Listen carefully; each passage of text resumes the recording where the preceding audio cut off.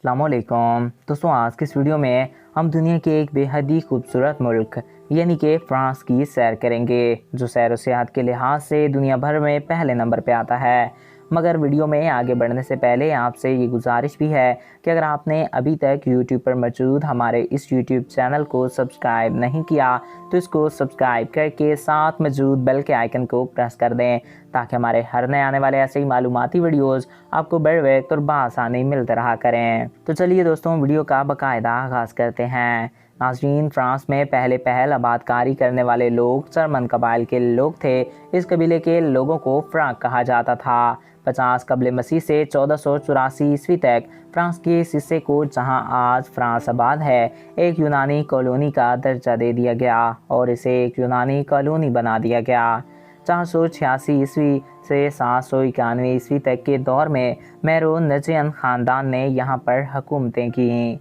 ये ख़ानदान फ्रांक कबीलों के ख़ानदानों में से एक था और इसीलिए 486 से आने वाले अगले दौर को फ्रांकिया ही कहा जाता है। 791 ईस्वी तक मेरोविंजियन ख़ानदान तकरीबन 300 सालों तक यानी कि 3 सदियों तक हुकूमत करता रहा और फ्रांक कबीलों में ही एक और ख़ानदान था जो पिछली 2 सदियों से बादशाहत के लिए लड़ रहा था, जिनको अवाम की हिमायत भी हासिल थी। 791 से 987 तक इसी ख़ानदान ने अपनी ताकत के बलबूते पर फ्रांस की सरजमी पर अपनी हुकूमत बरकरार रखी। इस ख़ानदान का नाम कैरोनेजियन ख़ानदान था। 987 से दौर शुरू होता है एक ऐसे ख़ानदान का जिसे लोग ख़ानदान फ्रांस के नाम से जानते हैं। ये ख़ानदान फ्रांस की कदीम नस्लों से चलता आ रहा था, जो एक फ्रांक कबीले के सरदार हुआ करते थे। 10वीं सदी ईस्वी में इस ख़ानदान को काते ख़ानदान के नाम से मकबूलियत हासिल हुई।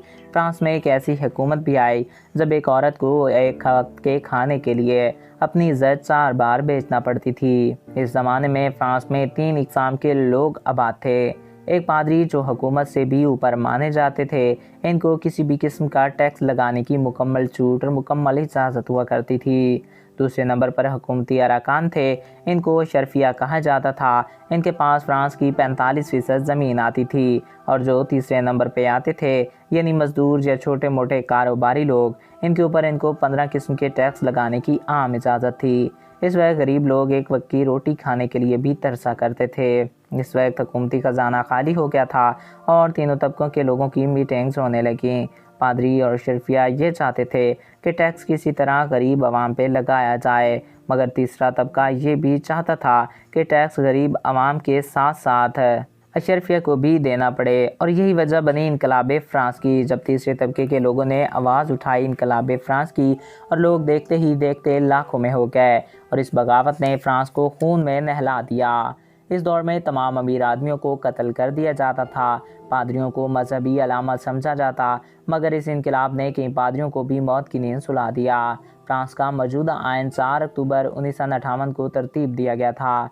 1 जनवरी 1998 को यूरोपीय यूनियन की बुनियाद फ्रांस में रखी गई थी। फ्रांस नेटो, यूरोपीय यूनियन और अक़वाम मुत्तहिदा के बानी अरकान में से एक है और ये सलामती कौंसिल का भी मुस्तकिल रुकन है। फ्रांस की सरहदें शुमाल मशरक़ में लक्समबर्ग, बेल्जियम, मशरक़ में जर्मनी और स्विट्ज़रलैंड से मिलती हैं। फ्रांस दुनिया की 8 एटमी ताकतों में से एक है। इसके अलावा ईरान और इसराइल भी एटमी ताकत होने का दावा करते हैं, मगर अभी इन ममालिक ने कोई एलानिया तौर पर एटमी हमला नहीं किया। फ्रांस और इसके मकबूजा इलाकों का कुल रकबा 6,40,671 मुरबा किलोमीटर है और ये रकबे के लिहाज से दुनिया का 42वां बड़ा मुल्क है। 2017 की एक रिपोर्ट के मुताबिक फ्रांस की कुल आबादी 6,72,00,000 के लगभग थी और ये दुनिया का आबादी के लिहाज से 20वां बड़ा मुल्क है। फ्रांस का दारुल हुकूमत पेरिस है। इसके अलावा पेरिस यहाँ का सबसे बड़ा सिटी है। दुनिया के 10 खूबसूरत शहरों में भी पेरिस का शुमार होता है। ये शहर 105 मुरबा किलोमीटर पर मौजूद है और इसकी आबादी 30 लाख के लगभग है। यूरो फ्रांस समेत फ्रांस के 5 मकबूजा इलाकों में मुस्तकिल तौर पर चलने वाली करेंसी है, जबकि फ्रांस के 3 मकबूजा इलाकों में चलने वाली करेंसी को CFP फ्रांक कहा जाता है। वक्त के लिहाज से फ्रांस पाकिस्तान से 4 घंटे पीछे है। फ्रांस का कॉलिंग कोड +33 है और डोमेन .fr है। फ्रांस में कई तारीखी मुकाम हैं।